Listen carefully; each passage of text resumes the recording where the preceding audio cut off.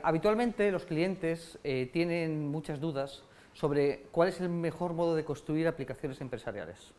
Entonces, en una organización normalmente hay muchas problemáticas y hay distintos tipos de productos que se solapan habitualmente en lo que hacen. Es decir, digamos que tú para construir una aplicación empresarial lo puedes hacer partiendo de un producto, pero hay algunos que están pensados para unas cosas y otros que están pensados para otras. Normalmente, pues tienes que tomar una buena elección desde el principio para no acoplar demasiado a tu sistema. Entonces, normalmente en ese tipo de organizaciones lo que hay que hacer no es utilizar un producto, sino que hay que utilizar 3 o 4 productos, que al final es lo que se acaba haciendo. Entonces, lo que ahora voy a explicar es resolver una pregunta que me acaban de hacer de ¿construyo mi sistema transaccional con una herramienta de portal? ¿Lo construyo con un gestor documental? ¿Lo construyo con un gestor de contenidos? ¿O lo construyo a mano? ¿Verdad? Esa pregunta es la que siempre existe. Entonces, voy a explicar un poquito conceptualmente qué es cada uno de los elementos o para qué creo que valen, aunque esto ya veréis que dependiendo del fabricante y dependiendo de la capacidad de las herramientas que tengáis, esto no es palabra de rey, digamos que es matizable todo lo que voy a contar, y dependiendo del producto o la tecnología que utilicemos, lo que voy a decir va a ser más correcto o más incorrecto, ¿de acuerdo? Por lo tanto, no tenemos a rajatabla todo. Vamos a ver, vamos a empezar por la primera parte. Yo si quiero construir un portal empresarial o un portal de una organización o de una administración pública, lo primero que me viene a la cabeza son las herramientas de portal, ¿vale? ¿Qué es una herramienta de portal? Habitualmente una herramienta de portal es un software que nos permite, de un modo sencillo, tener distintos elementos unitarios que sean fácilmente integrables. Lo que se suele, en el mundo Java, lo que se suelen llamar portlets. De tal modo que a través de una herramienta de portal que suele incluir una pequeña gestión de contenidos, yo puedo estructurar normalmente mis páginas en distintas secciones, en distintas áreas de trabajo, y dentro de estas áreas de trabajo introducir estos componentes que se llaman portlets. De tal modo que un portlet pues, puede ser el menú que está ligado directamente a los contenidos que yo estoy creando. Otro portlet puede ser simplemente de imágenes y tener una imagen o un banner. Otro portlet puede ser pues, una noticia, u otro portlet pueden ser las farmacias de guardia o pueden ser servicios municipales que proporciona una organización. También estas herramientas de portal, que en este caso pues, una referencia en el mundo libre es LiveRay, lo que te permite es tener widgets, por ejemplo de Google, de tal modo que tengo un widget del tiempo, un widget de RSS, un widget de otros elementos, de tal modo que yo con un puzzle puedo montar fácilmente la estructura de mi site, ¿de acuerdo? O por lo menos el primer nivel de mi site. Esto tiene sus cosas buenas y tiene sus cosas malas. Normalmente yo digo que una herramienta de portal, como hemos dicho, por ejemplo, que podría ser LiveRay, ¿no? LiveRay, viene muy bien cuando tú quieres agregar muchas fuentes de información heterogéneas, pero la relación que hay entre los contenidos o la información que hay de cada una de ellas no está muy acoplada. Es decir, yo aquí hemos dicho que tenemos un menú con los distintos elementos del ayuntamiento, de la diputación. Aquí hemos dicho que tenemos las farmacias, aquí tenemos obra pública, aquí tenemos... Es decir, es fácil que cada uno de los portlets independiente lo que haga es que chupe de una fuente de contenidos distinta, pero realmente cuando yo pinche en el detalle de una página, no voy a tener o no voy a querer habitualmente utilizar la funcionalidad de que si yo cambio algo aquí, se me cambia algo aquí, se me cambia algo aquí o se me cambia algo aquí. Pongamos el caso de que yo quiero construir un sistema transaccional donde entro en un banco y lo primero que quiero hacer es un pago. Pues yo lo que hago es el que entro en una primera página y luego entro en una segunda donde en función del dinero que yo dispongo, de los datos o de las inversiones, vaya cambiando en un contacto y se me vayan cambiando los otros. Para eso no están pensadas las herramientas de portal. ¿Por qué? Porque lo que se llama el Interportlet Communication no es algo que funcione demasiado bien. Normalmente esto requiere que cambiemos de página de una a otra, ¿de acuerdo? Y haya un refresco en la parte servidora. Entonces, ¿lo puedo comunicar a través de JavaScript y a través de otros elementos? Sí, pero es que no está pensado para una integridad de datos demasiado grande.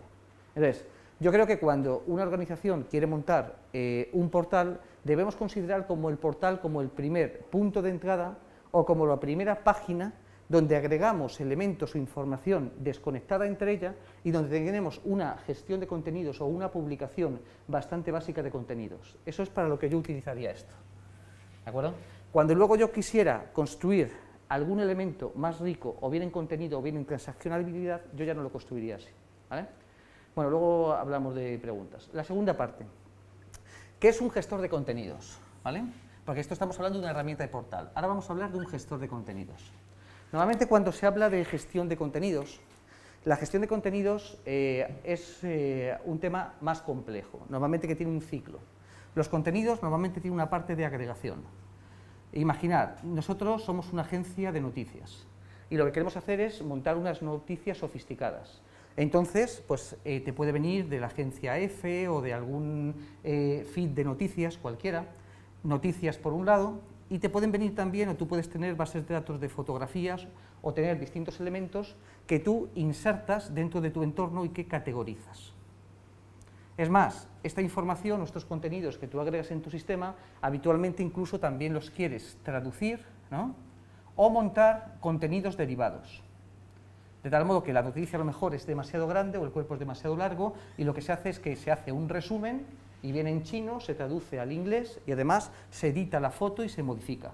Por lo tanto, tienes primero una parte de agregación de contenidos, después tienes una parte de transformación de esos contenidos, luego tú los recategorizas o reetiquetas esos contenidos y luego hay una parte más que es una parte de publicación de contenidos.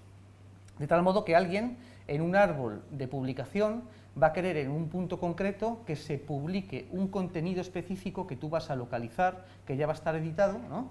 Y que vas incluso normalmente a querer previsualizar antes de que se publique. Por lo tanto, puede haber un ciclo de aprobación, ¿vale? Como veis, la gestión de contenidos normalmente o se asocia a algo más complejo: agregación, etiquetación o transformación de contenidos, presentación para publicación, aprobación de esa publicación, ¿no? Y planificación de qué día o a qué horas o en qué categorías o en qué zonas se va a publicar. Normalmente, los gestores de portal, la gestión de contenidos que tienen es mucho más básica, no es tan compleja como esto, ¿de acuerdo? Entonces, esto, por ejemplo, en el mundo del software libre podría ser traducible a una herramienta que se llama Magnolia, ¿no? Por ejemplo, ¿vale? De tal modo que, ¿estas herramientas para qué vienen muy bien? Pues vienen muy bien cuando, por ejemplo, aquí imaginar que tuviéramos un canal en el portal de noticias de última hora o noticias de pago, ¿no? De tal modo que tuviéramos un canal de suscripción donde alguien quisiera pagar, pues aquí tienes un punto de entrada y realmente las funcionalidades que te proporciona este portal no son tan complejas o no tan avanzadas, pero sí que si construyéramos una parte o otra aplicación web distinta basada en este producto y tuviera el mismo aspecto, básicamente le estaríamos dando un valor unificado al cliente donde tendríamos todas estas capacidades, ¿de acuerdo? Lo que pasa es que muchas veces la gente intenta resolver con este producto las dos problemáticas, ¿vale? Entonces yo creo que es conveniente resolver el punto de entrada con este y la parte avanzada de gestión de contenidos con este otro producto. Bueno, lo que decía, tienes un portal de noticias y ¿qué es lo que pasa? Pues aquí vas a tener unas noticias de cabecera, vas a tener unos detalles de noticias y va a haber una rotación de qué es lo que hay en la cabecera y va a tener unas claves, unos índices y vas a querer buscar noticias relacionadas y vas a querer indexarlas y vas a querer cachearlas y demás. Pues para eso está pensado productos como este. Luego hay otra tercera parte que, por ejemplo, que lo que decíamos que son los gestores documentales. Y imaginar pues que estamos en cualquier organización o una administración pública tiene un servicio como por ejemplo puede ser el de normas, la normativa de la empresa, o las nóminas, ¿de acuerdo? O publicaciones, es decir, imaginar pues el que nosotros nos dedicamos a distribuir publicaciones en PDF, tenemos revistas, tenemos folletos, tenemos cuadros, tenemos láminas o cualquier cosa similar. Digamos, estos contenidos, que al final son contenidos, ¿no? Realmente, normalmente no los voy a querer montar a partir de elementos pequeñitos, sino que probablemente sean mucho más voluminosos, sean muchísimo más recurrentes y tengan cada uno de ellos un ciclo muy distinto. Imaginad, estamos hablando de nóminas y de procedimientos. Entonces, normalmente se trabaja con esto con los que se denominan gestores documentales, ¿vale? Tales, como podría ser Alfresco. De tal modo que, ¿vale? De tal modo que lo que se hace en este caso es que trabajas con un concepto distinto, que suele ser, el concepto que se suele utilizar es el de espacio. Un espacio o un área de trabajo, ¿no? O un repositorio básicamente se convierte en un directorio. Y a este directorio o a estos elementos lo que se hace es que se les suele asociar un workflow o un pequeño workflow, ¿de acuerdo? De aprobación, imaginar pues antes de publicar los ficheros de las nóminas, lo que hace es que llega a la persona de recursos humanos y verifica que las nóminas son correctas, ¿no? E incluso luego hay otras tareas automáticas como puede ser la parte de firma electrónica, ¿no? ¿vale? Es decir, de tal modo que una persona lo que hace es que puede aprobar que este documento es correcto y luego pues se firma para que luego se pueda comprobar, de tal modo que una persona tiene a su disposición distintos tipos de documentos. Normalmente nosotros, como utilizamos esto, es el que, voy a pintarlo más en pequeño, tenemos nuestra herramienta de portal que puede directamente trabajar con el gestor de contenidos y normalmente la parte de gestión documental no trabajamos directamente con ella, sino que la utilizamos como un servicio de backend. De tal modo que las aplicaciones que vayan a consultar estos documentos o que manejan estos documentos, las distintas aplicaciones, a través de sus servicios la atacan. Y solamente ciertos usuarios con privilegios, administradores, editores y demás, que tienen mayor conocimiento de la propia herramienta, atacan directamente al frontend que proporciona este gestor documental. Es decir, que nosotros las aplicaciones que construimos, a lo mejor tienen por debajo un Jackrabbit o tienen por debajo lo que sería una herramienta al fresco, trabajamos con los espacios e interactuamos a través de los servicios. Y normalmente las partes de búsqueda, workflow o demás queda escondido a los usuarios normales de las aplicaciones, que a lo mejor no tienen que saber lo que hay por debajo. Y por último, ¿qué es lo que pasa? Imaginad lo que estábamos hablando. Y es el que esta aplicación, o hemos entrado en el sistema transaccional, o hemos entrado en el portal, y lo que hacemos es el que queremos hacer la gestión de las multas, ¿vale? De tal modo que la gestión de las multas, o imagínate que hacemos un portal de entradas, donde tenemos distintos tipos de espectáculos, o queremos hacer un portal financiero, donde queremos ver posiciones financieras. Esto es lo que decimos que no es adecuado ni construirlo como base con una herramienta de portal, ni con un gestor documental, ni tampoco con una herramienta de gestión documental, sino que esto mejor es construirlo a mano, ¿de acuerdo? Tú aquí construyes tu framework corporativo, ¿de acuerdo? Todo esto iría conectado con un single sign-on y en un punto determinado, compartiendo la hoja de estilo, esto lo construyes, pues como hemos hablado, o bien con HTML5, con CSS3, atacando normalmente a través de un framework como puede ser jQuery o con cosas más avanzadas, ¿no? Es decir, como Angular o alguna cosa similar, a servicios, ¿no? Y con esto, con las piezas de persistencia como MyBatis, Hibernate y demás, ¿no? ¿Vale? Y atacando también esto pues con dispositivos móviles y demás cosas, ¿no? Entonces, tenemos un poquito la mezcla o la combinación de todas las piezas.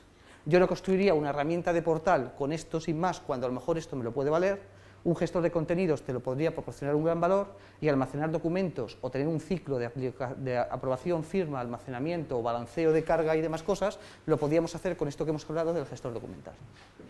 Lo que estamos diciendo es el que cuando construyamos una aplicación, desde mi perspectiva, realmente hay como 4 despliegues, 4 web apps o 4 lo que quieras distintas. La primera es la del portal. El portal es el punto de entrada, donde yo puedo usar los portlets y los widgets de información para crear la información de quiénes somos, qué ofrecemos, dónde estamos. Como el que hemos hecho nosotros con WordPress, sería básicamente lo mismo, ¿no? Es decir, como el de Autentia de WordPress. Yo tengo, en vez de utilizar Lightroom, utilizo WordPress y tengo un montón de widgets y un montón de componentes y me sale relativamente barato hacer cualquier cosa, ¿vale? Ahora, si yo, por ejemplo, quiero conectar nuestro sistema de gestión, el TNT Concept, a WordPress, lo que me podría crear es un pequeño plugin, un pequeño portlet, vamos a llamar, que ataque a mi base de datos y yo integro en mi herramienta de portal con pequeños widgets o portlets información normalmente solo de consulta que voy a tener unificada. Cuando luego queremos, dentro de mi estrategia corporativa, imagínate, pues tener una sección donde los contenidos, por ejemplo, precios de productos, ¿no? Productos de terceros, imagínate que esto fuera una tienda, entras al portal de la tienda y ves unas ofertas, pero luego tú quieres ir al carrito o quieres ir a otra parte del sistema, ¿no? Como esos contenidos son mucho más elaborados y mucho más complejos, le haces que salte con un single sign-on a otra instalación distinta que está hecho con el gestor de contenidos, ¿de acuerdo?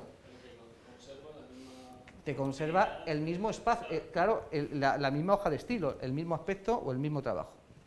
Cuando luego, por ejemplo, yo en mi sistema tengo una parte que es transaccional, por ejemplo, pues quiero hacer pagos, compras, ¿no? O quiero hacer algún tipo de configuración, yo salto a otro portal que estoy construido a mano a través de frameworks.